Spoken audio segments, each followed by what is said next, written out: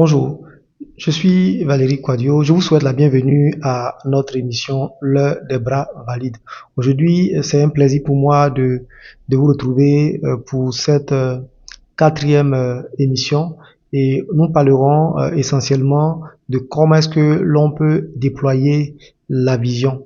Et aujourd'hui, il s'agira de voir quelques grands points concernant l'étape suivante une fois qu'on a défini sa vision.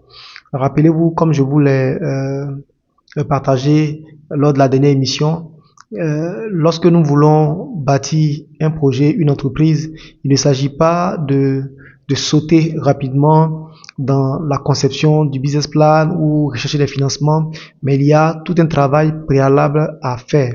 Un travail qui va vous permettre de pouvoir vous-même évaluer votre capacité personnelle à pouvoir conduire un projet et voir quels sont les recadrages qu'il y a lieu de faire en termes de, de, de conception de la vie, en termes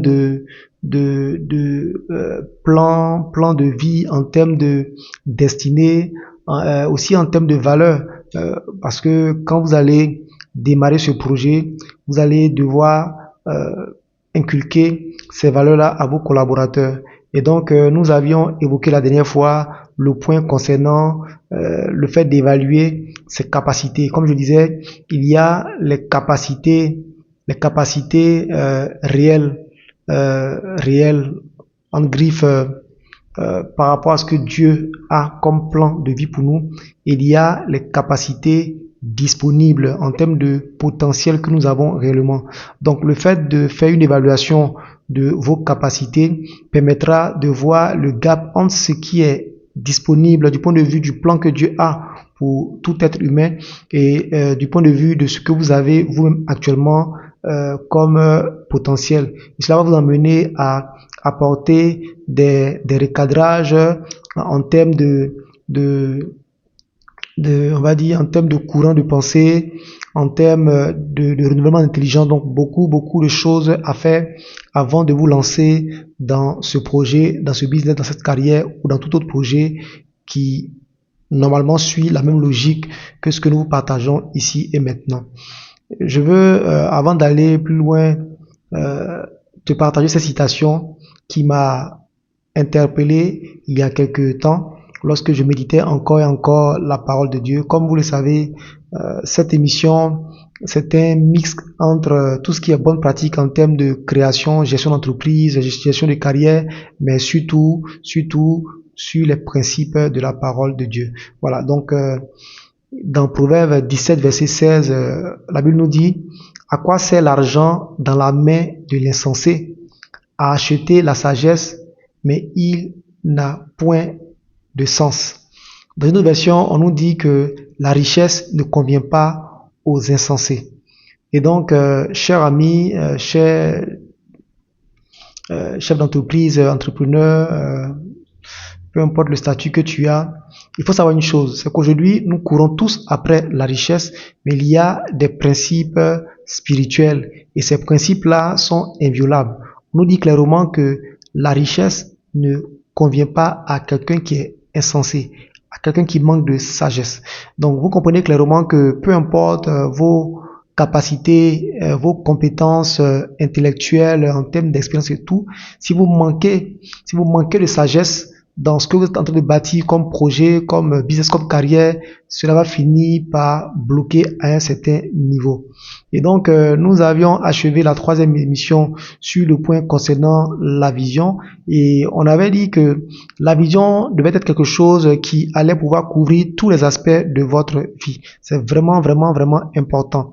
Et pourquoi est-ce que la vision est importante? Lorsque nous lisons encore le modèle parfait qui est pour moi la création de la terre par Dieu, on voit que Dieu à chaque fois faisait une pause pour voir si ce qui avait été fait était bon.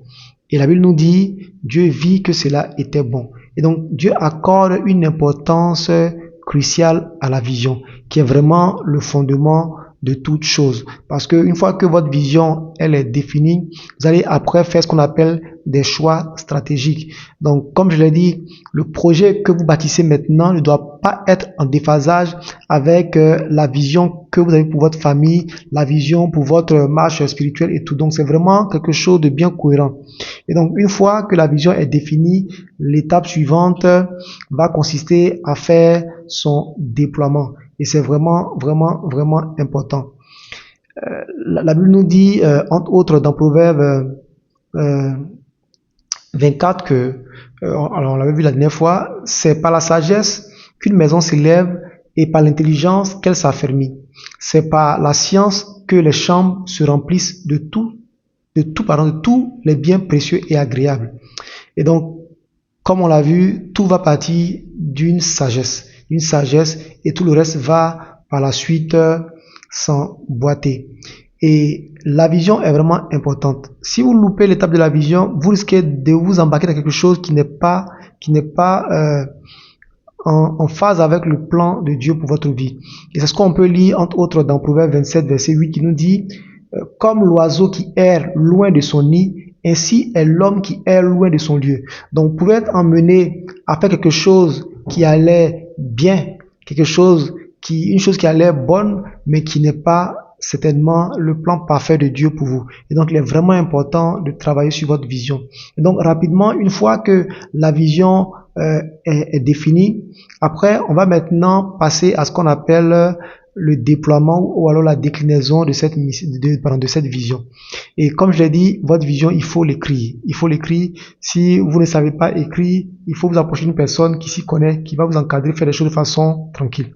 Et c'est ce type de prestation que nous offrons aussi à toutes les personnes qui ont envie de lancer un business ou qui sont déjà en activité, mais qui ont envie de redonner un nouveau souffle à leurs activités. Donc, ce sont des travaux que nous pouvons vous aider à réaliser au niveau du cabinet VK Conseil.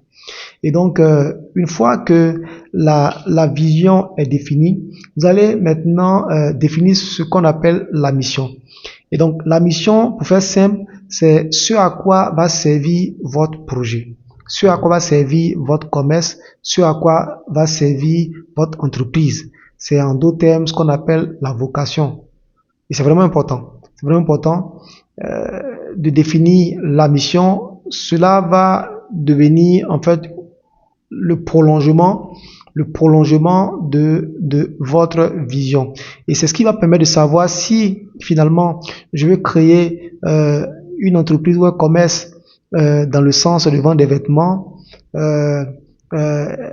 ou alors si je veux contribuer par exemple au bien-être des personnes en termes de bien-être en termes de bien-être corporel, je vais donc me lancer par exemple dans tout ce qui est cosmétique et autres. Donc il faut vraiment que la mission de votre business que vous voulez mettre en place soit en lien avec votre vision. Donc retenez que là on n'est même pas encore en train de définir, de faire des calculs, business plan, tout ça. Non. Il est vraiment important de faire ces travaux-là avant de commencer à travailler sur le business plan. Très souvent, on se dit, bon, je vais lancer un commerce, je sais pas, de vente de vêtements en ligne, ou alors je veux créer une entreprise de VTC, toutes ces choses. Et après, on va se rendre compte dans la pratique que on commence à perdre la flamme. Et ça devient simplement pour nous du business. Et tout ça parce que à la base, on n'est pas allé dans cette recherche de connaître le but de Dieu pour notre vie. On n'a pas défini une vision claire. Et ce qu'on est en train de faire, c'est vraiment de suivre la tendance au lieu de faire des choses qui nous passionnent. C'est vraiment important. Donc, une fois que la mission est définie, on va maintenant déterminer clairement les résultats que nous voulons atteindre au travers de cette entreprise. Donc, si je veux par exemple faire du cosmétique, donc ça va être ça le chemin que je vais prendre. Je vais donc définir la mission de mon entreprise et après l'ambition, qu'est-ce que je veux atteindre comme résultat. Est-ce que pour moi c'est simplement de faire du chiffre d'affaires, faire des millions, faire des milliards, ou alors il y a un impact particulier que je veux pouvoir voir se réaliser. Par exemple, je peux dire, bon, dans le cadre de mon activité, ce que moi j'ai comme ambition, c'est par exemple de réduire le nombre de maladies liées à la peau. Pourquoi? Parce que les gens auront accès à des produits de bonne qualité, à des prix abordables, de sorte à éviter qu'ils se tournent vers des produits frélatés ou d'autres choses qui ne sont pas forcément de bonne qualité. Donc ça s'appelle ça mon ambition. Euh, mon ambition peut être, par exemple, de faire en sorte que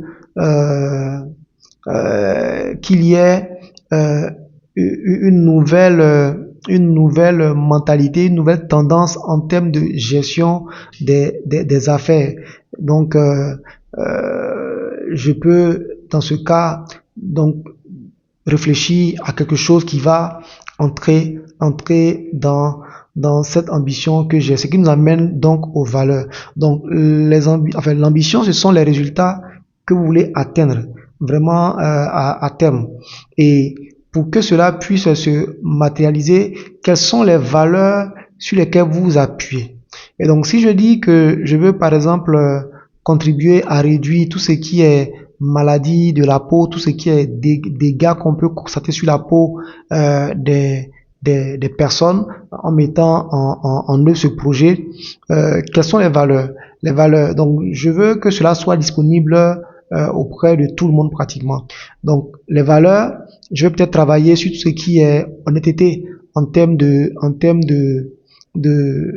composants de mon produit, donc tout ce qui est fiabilité. Je vais également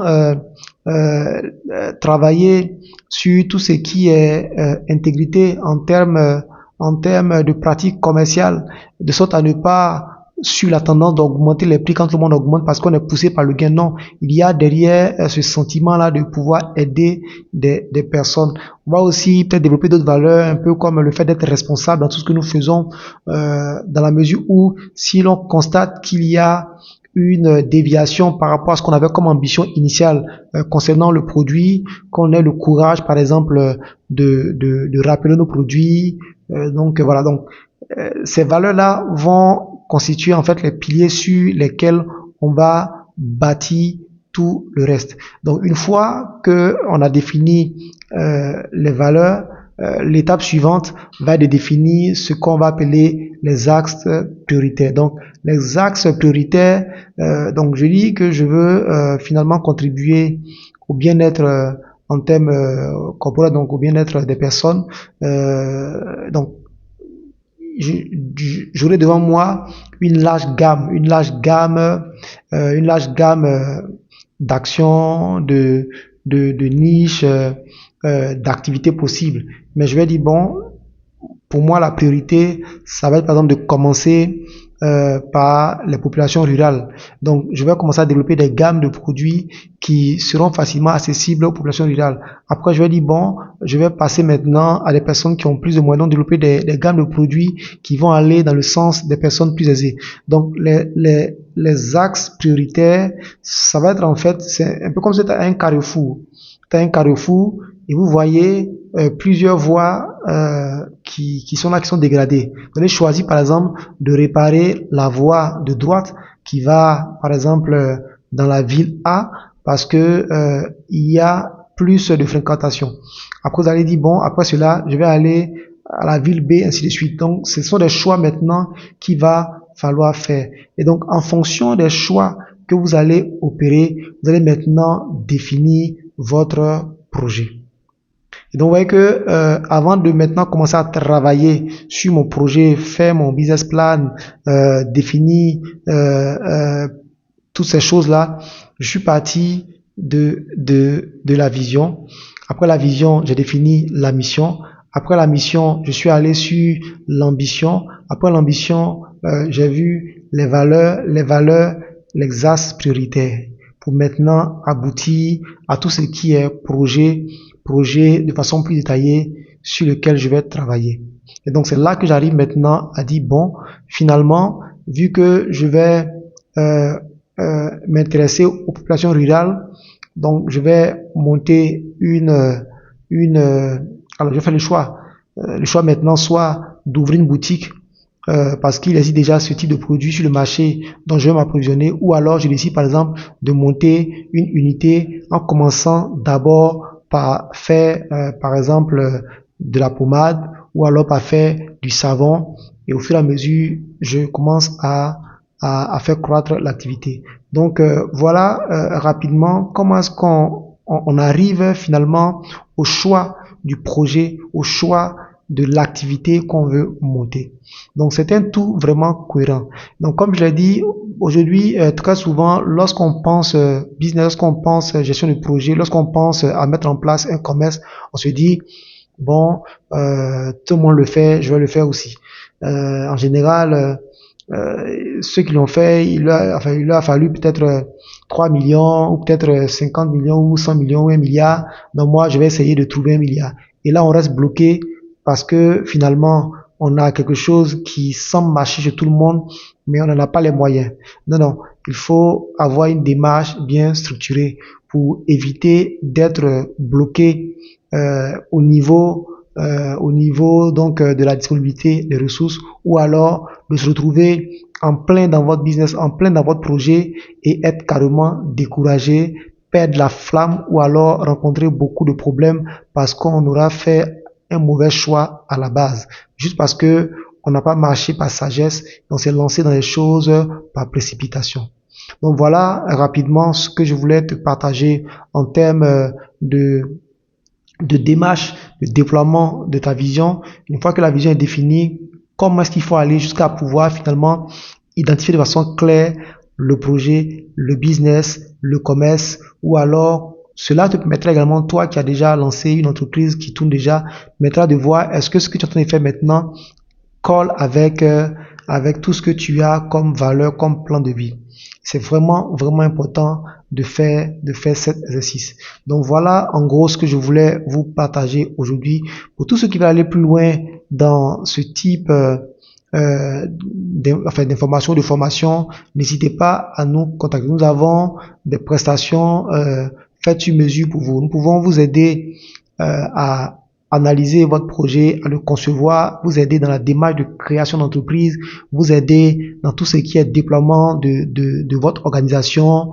Voilà. N'hésitez pas à nous contacter. Pour tous ceux qui ont déjà une entreprise qui est lancée, nous avons également plein de prestations qui vont de la formation, de l'évaluation, l'audit organisationnel, tout ce qui est coaching, assistant technique, n'hésitez pas. Et il y a également notre programme Intégrité, qui est un programme de formation, de conseil, de coaching, qui allie tout ce qui est bonne pratique en matière de gestion d'entreprise, de développement de carrière et de principes bibliques.